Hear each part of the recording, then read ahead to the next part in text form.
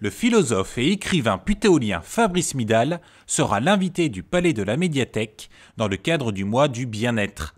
Ce spécialiste de la méditation vous donnera samedi 2 avril les clés pour accéder à la sérénité grâce à sa pratique.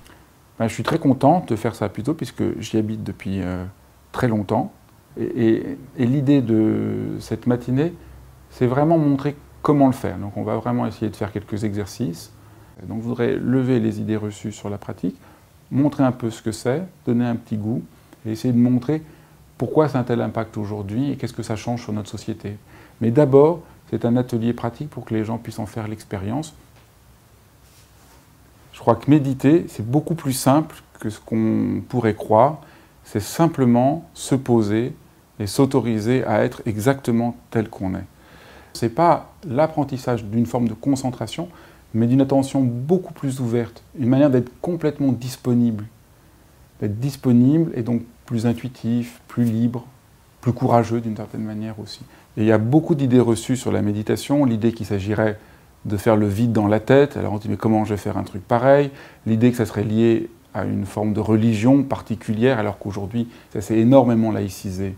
Et je me suis beaucoup engagé dans ce travail de laïcisation de la méditation et de dialogue avec les sciences, les neurosciences, pour qu'on comprenne qu'est-ce qui se passe dans la pratique de la méditation. Comme dit un médecin que j'aime bien, il me dit, si on vous disait qu'il existe quelque chose que vous pouvez tous faire chez vous, qui ne coûte pas d'argent, qui n'a aucune dépendance, aucune contre-indication, et qui permet de vous transformer, est-ce que vous ne le feriez pas? Voilà ce qu'est la pratique de la méditation. Et quand je dis aux gens que j'habite plutôt dans une tour, les gens sont complètement déconcertés par rapport à leur idée habituelle de la méditation. Et je trouve que c'est important que les gens comprennent qu'on peut méditer absolument. Ce n'est pas une manière d'être hors du monde, c'est vraiment une manière d'être plus présent dans le monde. Et je trouve que plutôt à un équilibre vraiment extraordinaire entre le côté citadin et le côté très poétique de la défense et très poétique de la scène.